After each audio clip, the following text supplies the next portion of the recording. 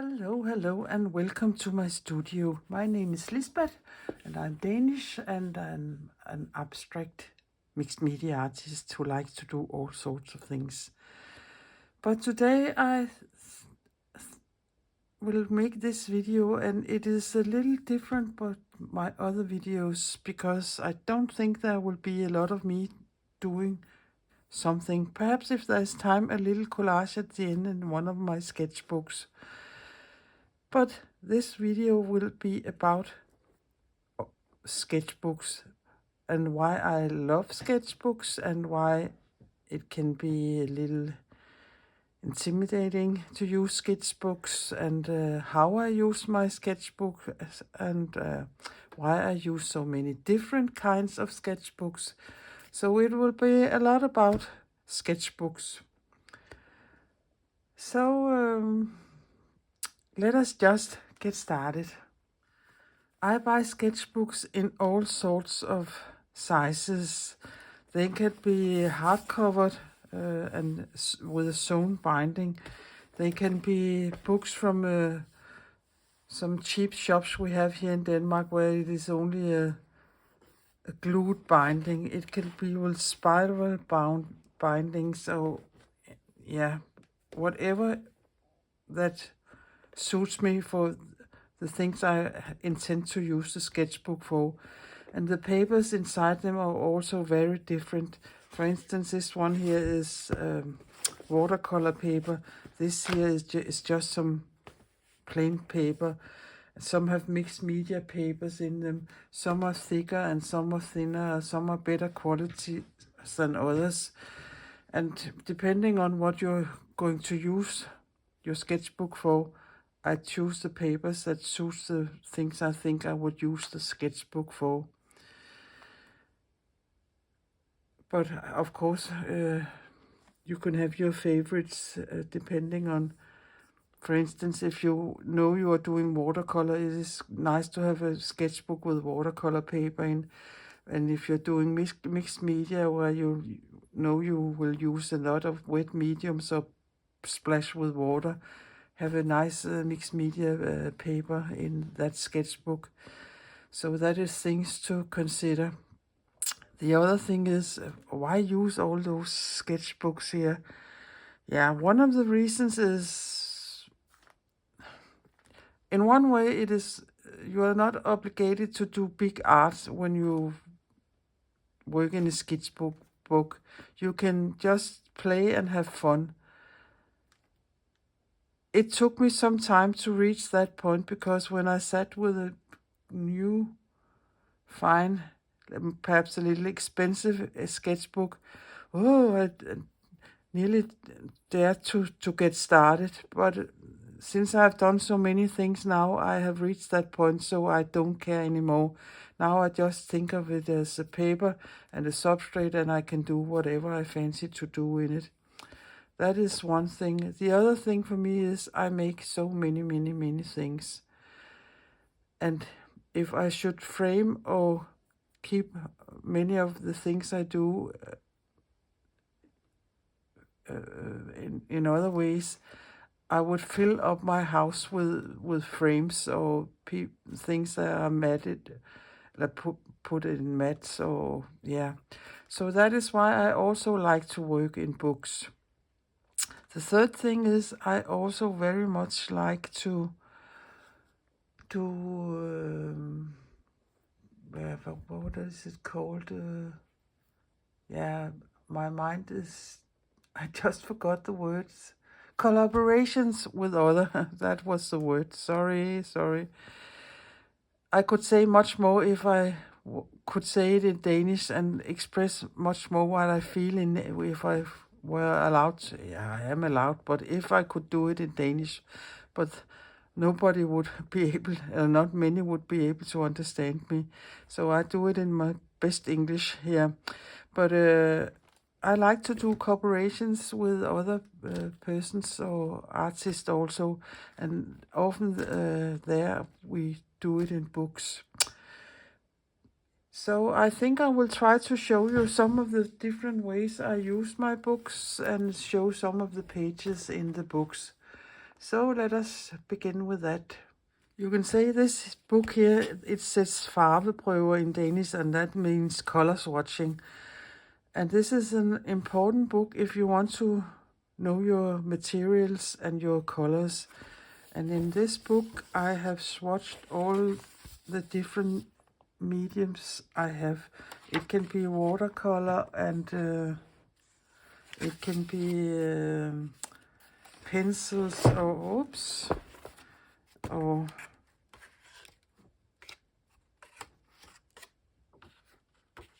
paints.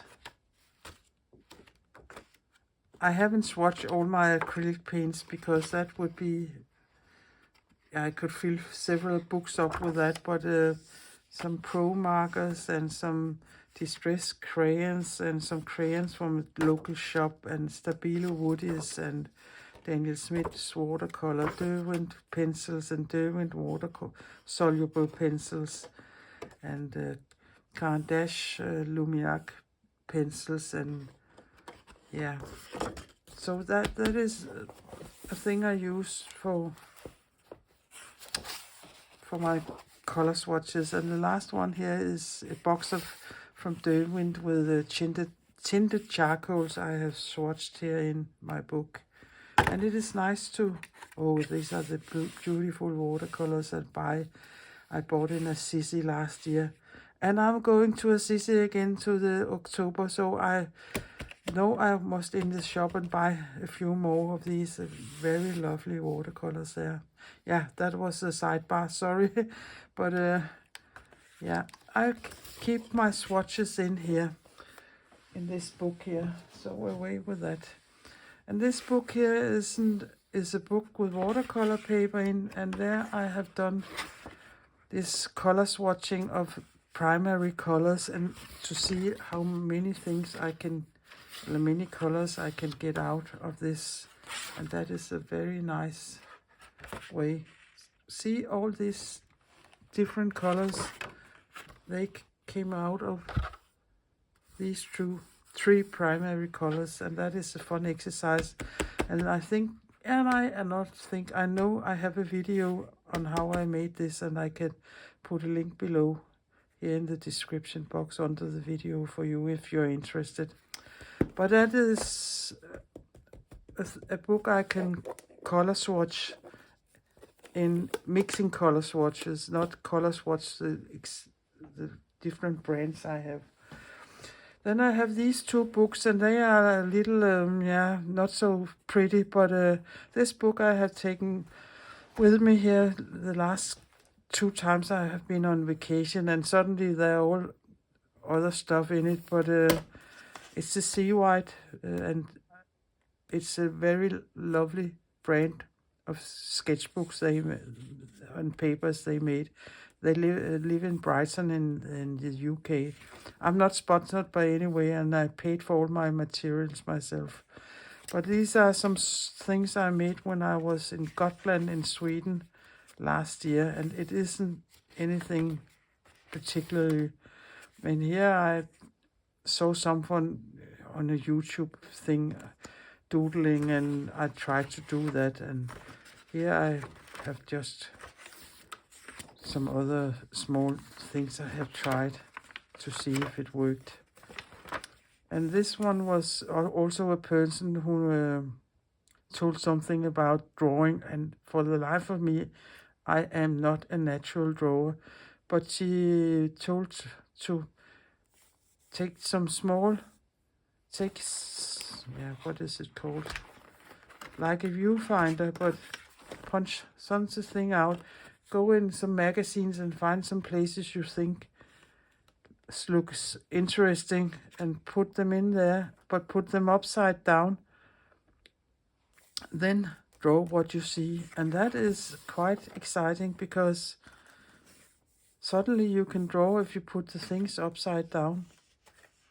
It's a little strange, and I know there is a woman has written a book about that, and I didn't go any longer than that, but they are sitting there so I can do with them at one point. Yeah, and here I turned it upside down. That was a view from my window when I was in Italy last year. Just a plain thing. And this woman here was from a church in Assisi, and she was a very interesting woman. So I just glued 2 of her things in. And then there's a little leaf drawing with my Italian watercolors. And these 3 examples here, they are made on book pages, and that made me think of making a Constantina book of old book pages with leaves in, and there also is a video here on my channel, and I can also link to that. And this was just testing some real leaves and no more here in that. So it's become a book a small book where I can take it under my arm if I'm going out of the house, or if there's something I want to remember or just try. So it's a little try and a travel thing here. Then I have this big book. And let me see here, I can come up a little more. And this book here is for things I have been testing. If I see something, and I know so many different things you can do and so many fun techniques. And the elder you get, the more difficult it is to remember all these things. So lately I have tried to, when I do something, put a snippet of it in here and write what it's about. But this here was from a Louise Fletcher online small course I attended. These 2 things here. And these were also a way to make loose marks. And yeah. And this was also for a Louise Fletcher course. And I can recommend her. I really like her style.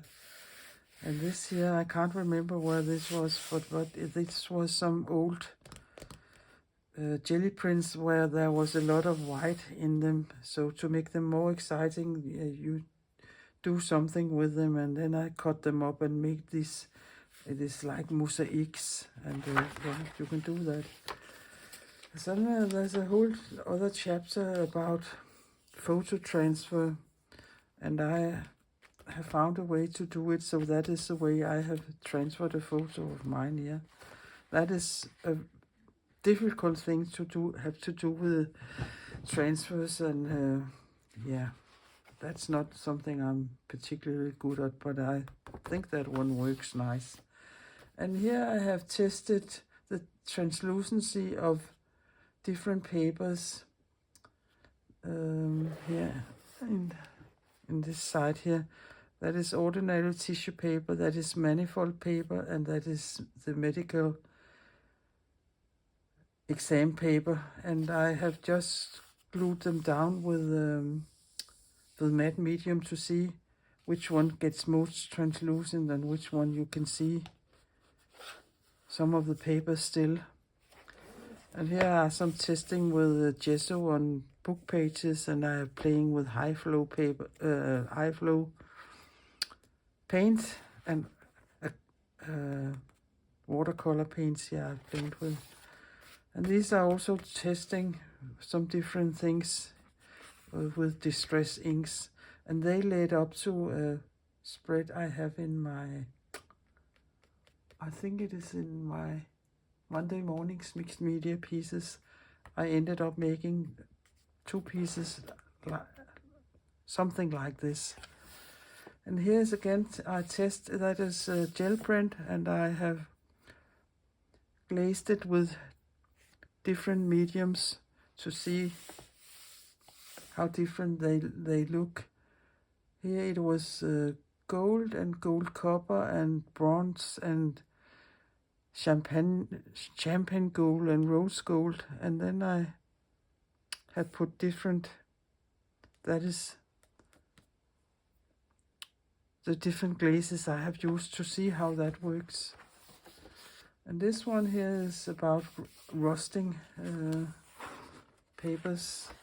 And the last thing I have put in here was yesterday I saw somewhere a way to make papers look like that, and that is just a piece from a magazine where I put a stencil under it and rubbed it with sandpapers just to remember that. So this is a book where I put different techniques in. I have been doing this mixed media here for some years now, so I think I will try to show you some of the earliest works I have done in my sketchbooks. And this was one of the first books I started up.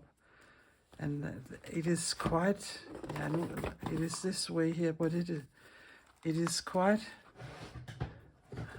perhaps I should stand up instead. It is quite colorful compared to many of the things I do today. But this is a cheap sketchbook with very, not very good paper.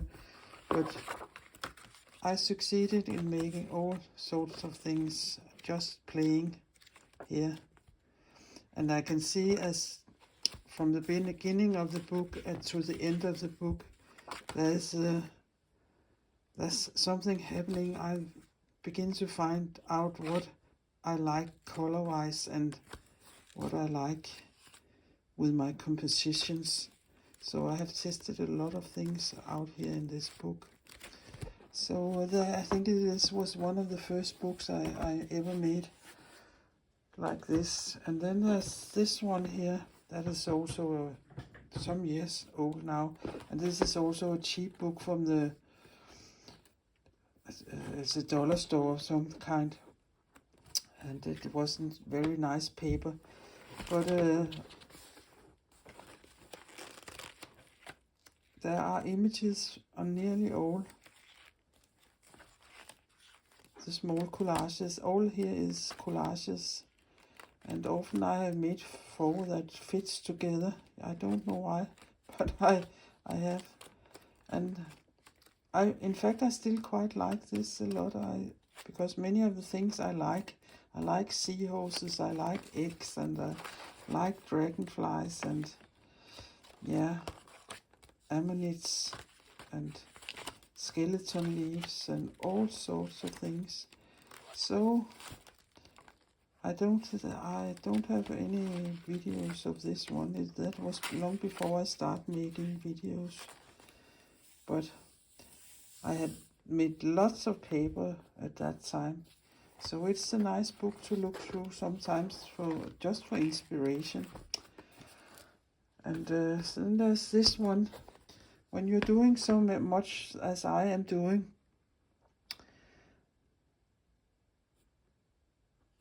I think it is nice to set yourself some rules or some, I don't know what it is called in English, but I will stop this and I will find out what it's called in English. Just a moment. I am back, and Google calls it leg brace. I don't know if it's the right word, but it is you make some obstacles for yourself, you can call it. So in this book I decided only to use the color bluish turquoisey, because at that point I really didn't like blue, and I have never was gravitated to use blue. So I was thinking, why not challenge yourself only to use blue? So this book here is full of collages only in blue colors, and there are also some hand stitching in there. I think it was the time of that I decided to use stitching in my, you can see the back here, as use stitching in my collages, and that I have used many times since. That's the paper cut out, and I have sewn it down.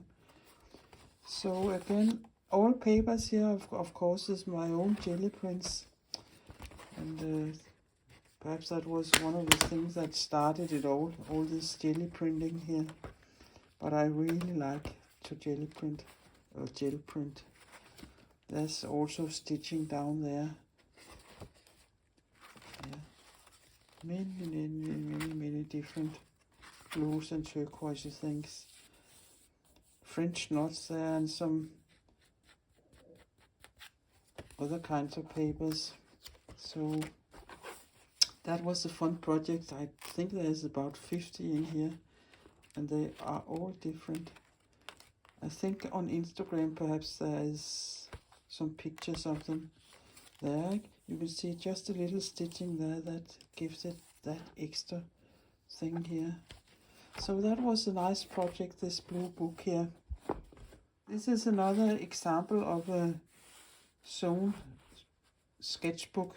And this book here is one I use for my 100-day project, and I can't right now remember what years it was, but I think it was, I've done it six or seven times before. I can't remember now, but I talk about it in day one for this year's 100-day project. But here I have, and it is not a very specific, it's not a very good quality paper, but it worked nice for this here. And there are collages, one for every day, for 100 day, and the colors are exactly what I like. That's up my ball game here, all these colors here in this book here. There are so many things you can do, and oh my, I get happy when I look at this. But if you're a person who likes strong, clear colors, this colorway isn't perhaps for you, but that is just to show you a way to use a sketchbook too. And here I haven't worked out to the edge of the paper. I have chosen to have a border around, and they are quite wonky some places. But all sorts of things in here, some asymmetric writing and stenciling through some letters, and yeah, some Japanese writing, or all sorts of things in this book. So I have done some of my 100-day projects in book. I know the one I made with the cruciform forms, that was also in a sketchbook. Yeah, I talked about a little about doing collaboration with other people or artists. And I have a friend who lives a couple of roads here beside of me. So a couple of years ago we made a collaboration, and it worked like this. We made a collage every week, and we shifted for making an envelope each week. She made one week, and I made an envelope the next week. And in the envelope there were 4 different kinds of papers. And it were papers we have made ourselves, mostly. And then we were to make a collage of those papers. And I can see here it has been going on from the 20th of April 21 until the 12th of June 23. And I think we must have stopped somewhere in the middle, because something in her personal life, and that doesn't matter. But so these were my papers, and she had exactly the same papers. So she made a collage and I made a collage, and then we can talk about them and compare them. And this was her papers, and you were allowed to put something extra in also. But again, you can see I have put stitching in, and there are so many strange, weird things in here, because one thing is using your own materials and your own papers. Another thing is to use another person's papers and materials. that does something to you. That makes your brain work differently, and you were confronted with perhaps colors and patterns and things you really don't like, and then you were forced to make something with them you can look like without puking, if you can say so. So you learn a lot that way. But we can do that because we live so close to each other. So we just met and drank a cup of tea and changes envelopes, and then we were going. So there are all sorts of things in here, and some of them I don't like them particularly much, but it is a fun way of working. So I can really recommend it if you know somebody to do such thing. You keep going and you learn something every time you do this. So this book is filled with hers and mine papers and our collages. That is one book, and right now I'm doing a collaboration with another woman, and we live. She's English, but she has been living in Denmark since she was 20, but she lives a little apart from me. So what we're doing is we have the same book, and then each week we write a prompt, and then we make a page. And this one was the first page in the book, and that says use rusty colors and burnt holes, for instance, this could be. And this one, this little image of this skeleton of a bird, I sent to her and said, this has to be in your collage. And then the next week she said, the theme here or the prompt is neither fish or bird, and that made me made that fish with wings and bird feet. And I think I can't remember now, but I think it was bird's nest, and this was an egg, perhaps. And this one was use 3 different papers with white and black stripes, and this one was something about using a vegetable and inspired by Rothko, and this was inspiration by Hilma Klint.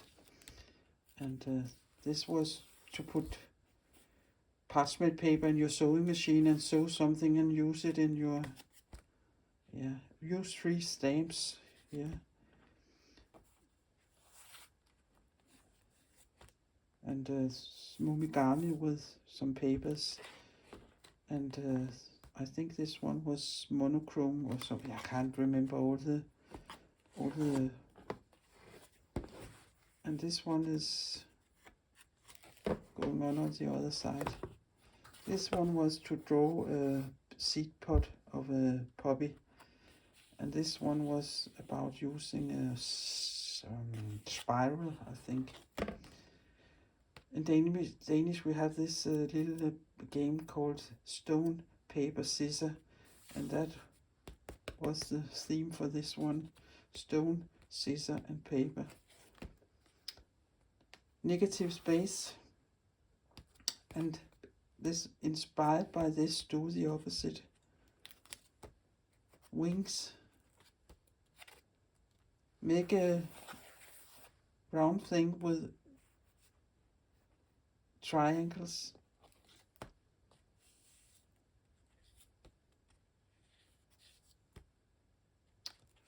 So all of these have a prompt, and yeah, it is a nice thing to do. And this is the last one. I made it I made it yesterday. No, not yesterday, a couple of days ago. Each Monday morning we take a picture of our collage here in the book, and then we mail it to each other so we can see it. And then I put both our images in a Word document so I can send it to her, and then the prompts are standing below all the pictures, and there are many pages in this document now with all the images of our collages here.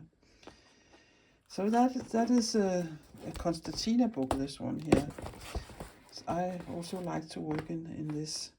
So this was another way of using a sketchbook and making collaboration with others, and I really like to do that. I wish I could do more of this. I like to splash around with watercolor, so this book here is all about watercolors, a little collaging in, and just playing. And here I have masked off some of the edges, so here I go to the edge. But there are all sorts of different things in this book here, and this is really about playing with the colors and shapes, and there are a lot of mark making and doodling over it. And this is full and lives on my shelf right now, and I think there are some lovely images in here. But often when I do something like this, I have paints left on my plate, and then I have this little book where I just again wipe my paints off and make some splatters and doodle over them. And the rest of the book here isn't done yet, because there are leftover paints and splatters here, so they are ready for some more doodling, and perhaps they will reach to here. And again some doodling and doodling. And you can take this in the evening if you are sitting and seeing TV or a movie, or if you're here a podcast or something. You can take your pencils or pens, and then you have this little book, and you can just sit down quietly and do some doodling. And that is, I think it is a good exercise, and it is good for your brain to just let go and do something. So that was something about watercolor, and this is watercolor paper, very nice paper for this. And then there is my big grid journaling book. It is so big, so it can't be in frame here, but it is, let me see,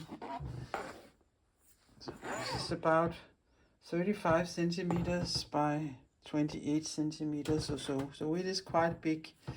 But I use this book for grid journaling.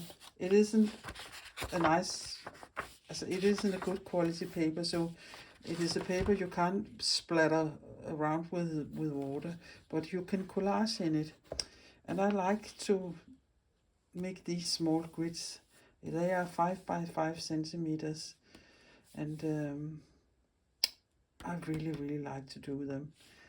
And I have been thinking about also try to do them with paint or watercolor or some markers, or because all the ones I have made is with collaging and mostly my own papers. And you can see if I have an issue, that issue is mixing different colors. I often go tone in tone or in the same color family. And I have tried many times to do it differently, but I always end up with doing it like this. And perhaps I should not just acknowledge now that this is the way I like to work and the way I like things. That doesn't mean I don't like other people's things where they are wildly in their colors, but it's perhaps just not for me. I can see that here, looking at all my things. I lean more and more to this way of working here. There is a green one here. That is quite harsh, but it is green. There. And I have some other things in here. This was a blue-green one. And this was the last one I made with black and whites, and a little piece of, oh sorry, a piece of red. And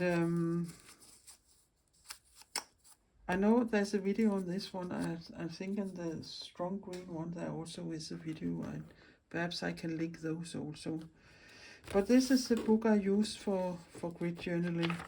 But I don't think, perhaps markers can do, I can try a little and see if they go through the papers, and then I could try that, but I don't think watercolor or acrylic paint in this paper would work very nice. I think it's too flimsy a paper for that. But this is my big book for that. The last two books I want to show you, sketchbooks I want to show you, is these two. This one here has some very... not very nice paper. If you use something that's wet, it sucks through. But I have got hands on some crayons, some cheap crayons, and I wanted to test them out to see how they worked. And I thought, since they were cheap crayons, why not use this cheap book here?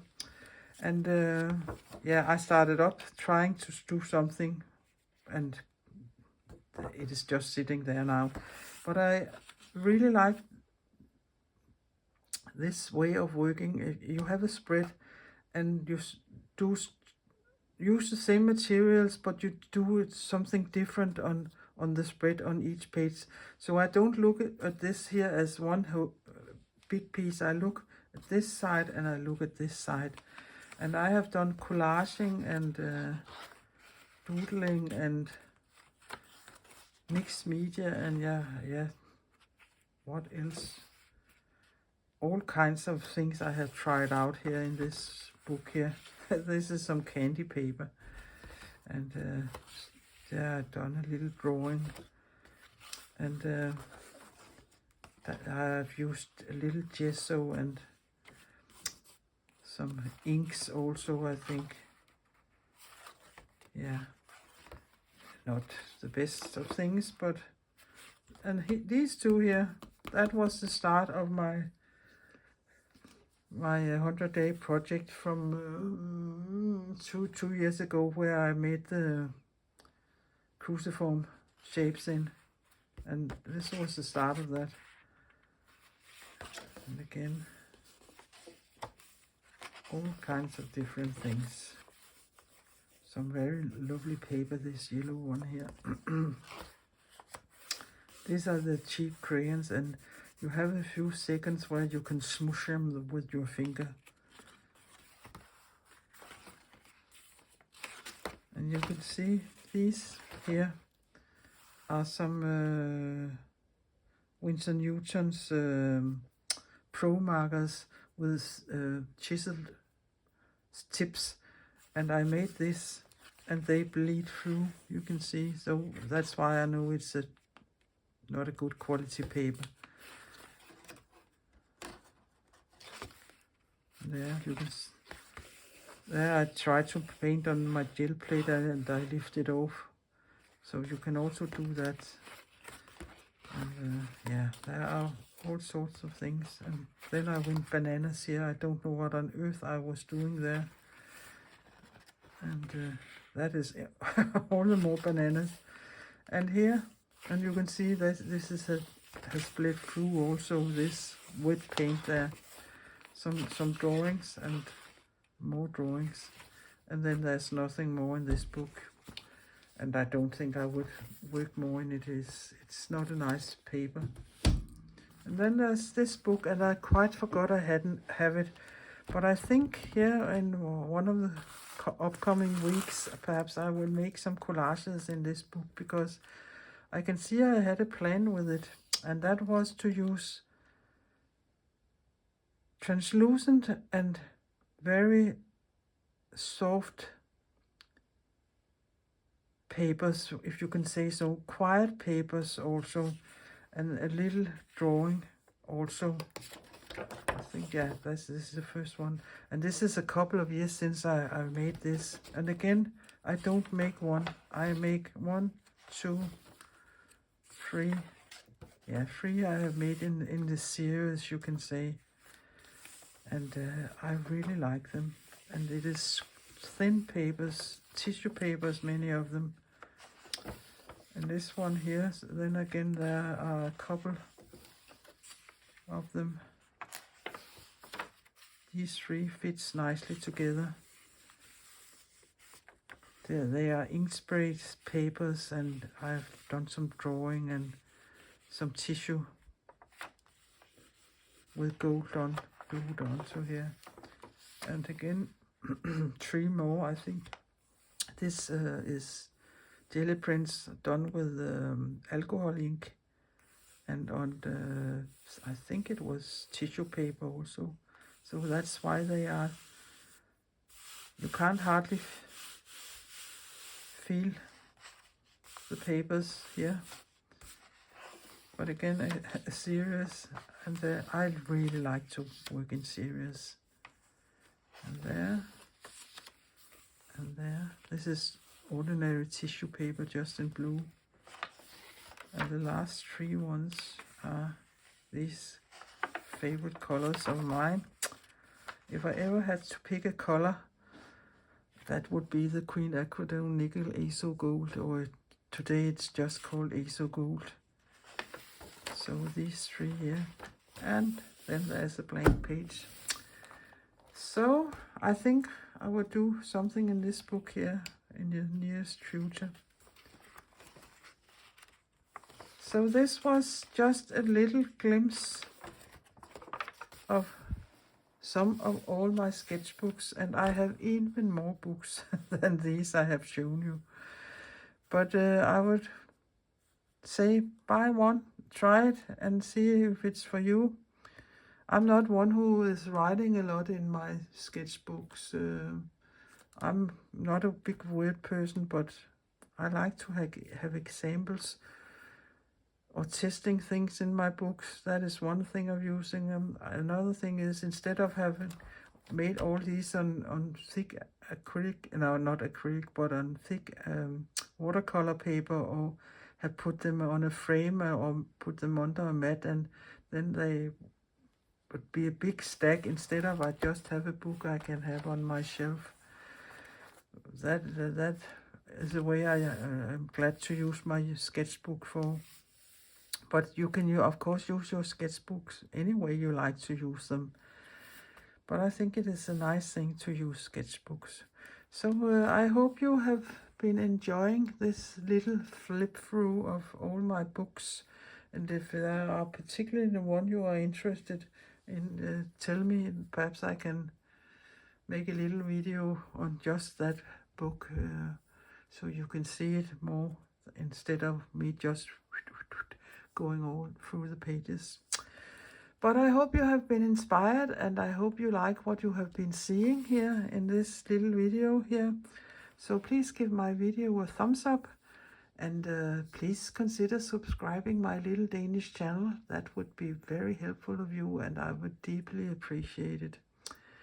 So take care, and I will see you sometime soon. Bye bye for now.